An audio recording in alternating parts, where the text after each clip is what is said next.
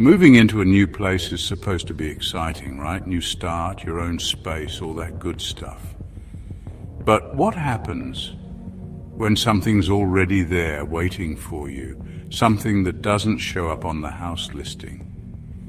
How do you even deal with that? Picture this. You're a guy in your 20s, just scored a sweet little house.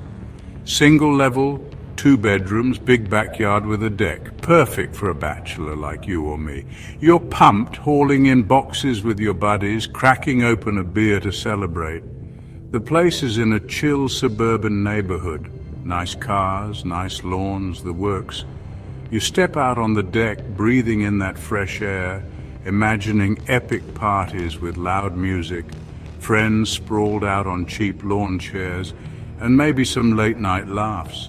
The yard's huge, grassy, open with a fat oak tree right past the fence in the neighbor's place. Under that tree there's a swing, just a plain one, ropes tied to a branch, a wooden seat swaying a little. You spot a kid on it, hoodie up, gloves on, swinging back and forth. Kind of weird for summer, but you don't think much of it. Maybe he's cold or something. You shrug and head back inside. Your friends are hyped. Alex is hooking up the TV, Mike's tossing empty pizza boxes, and you're texting everyone, "Party tonight, bring whatever." By sunset, the house is alive, music thumping, people spilling into the yard, red cups everywhere. You're feeling like a king. Then around midnight, there's a knock. It's the old guy from next door, gray hair, tired eyes. "Hello there, I'm your neighbor from next door. Me and my wife are light sleepers. Would you mind turning it down, please?" You laugh, say sorry, and crank the volume a notch lower. No big deal. Party keeps going, but you glance out back, and that kid's still swinging. Same spot, same slow rhythm, creak, creak, creak. It's late, way past any kid's bedtime. You figure his parents don't care, or maybe he's sneaking out. Next morning, I'm hungover, sprawled on the couch in a mess of chip bags and spilled drinks. Doorbell rings. Mail guy drops off a package. I check it. Some pills, prescription stuff, but it's not my name. It seems to be for someone next door. I groan a bit, not in the mood to play delivery boy after last night's fiasco. But I then get this odd urge to peek out the window, and lo and behold, what am I seeing? A boy wearing a hoodie, gloves, swinging away under that oak tree, without a care in the world, yet as always there's something dark and ominous about him. Then one night, out of a dark corner of the hallway, a creature on all fours creeps out into the light, arms and legs bending sloppy, head down like it's sniffing the floor. A bone-chilling growl can be heard rattling in its throat. I'm stuck. Legs feel like they're heavy and chained together, and all I can do is watch this demon-like creature inch closer and closer. My phone's flashlight finally kicks on, and I'm able to slam a bright white light onto it. The head snaps up, and I feel sick and panicked, like that nightmare moment where you know you're screwed but can't wake up. Its face is pale, eyes too big, mouth stretched wide with blood-red spit dripping. I yell at it, stumble back, and it scurries off.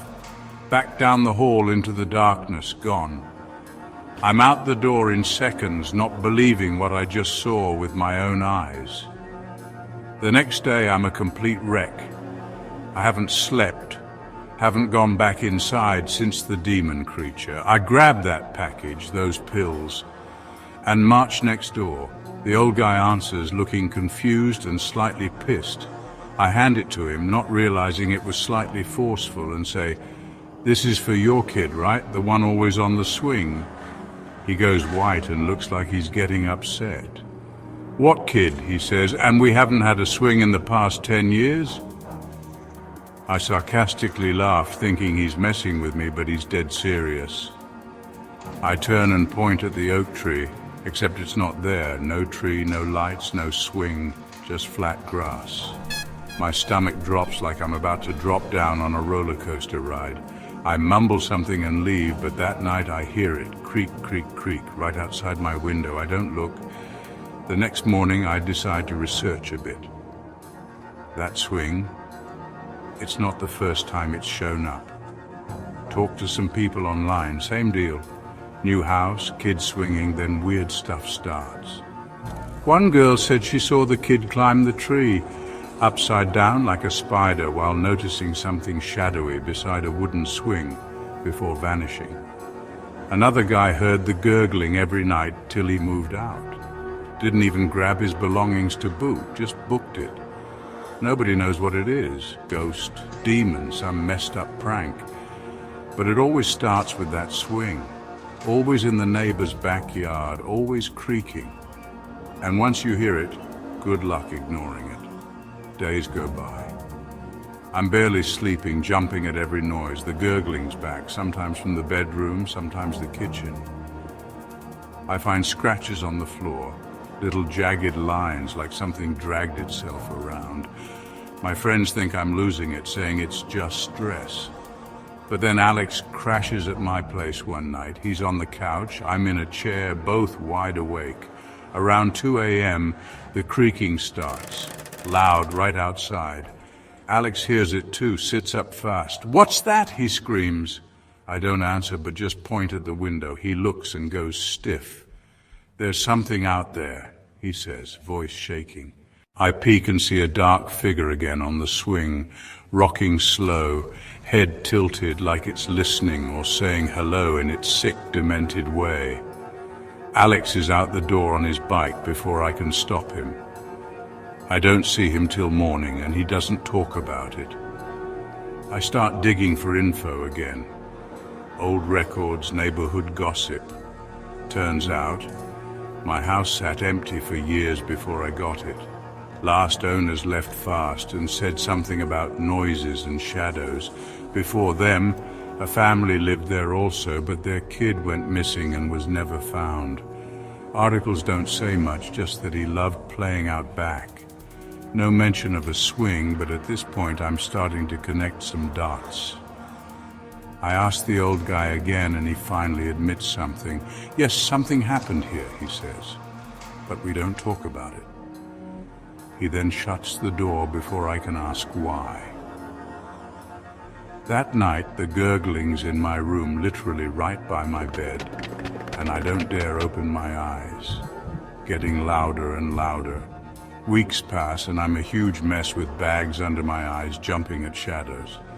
The swing's creaking every night now, even when the tree is no longer visible. At this point, I've seen that thing twice more, crawling, sniffing, but always gone when the light hits it. I'm done. I pack a bag, crash at a friend's, and list the house for sale. Realtor says that it'll move fast because it's a great starter home. However, I don't dare tell her why I'm running from it to avoid being labeled as a lunatic. Unfortunately, I have one last night there and decide to take a chance. Funds are low, and I've someone how scared off my friends. Of course, I inevitably hear it one more time. Creak, gurgle, scratch, louder than ever. Not taking any more chances, I'm out before dawn. Here's the kicker. I checked on the same location a few years later, and can you believe 4 more families have moved in and out within just 2 years? I went by that house yesterday, empty again. For sale sign out front. Stood in the backyard and gazed over to the neighbor's house, dead quiet, no tree, no swing. But as I walked away, I heard it.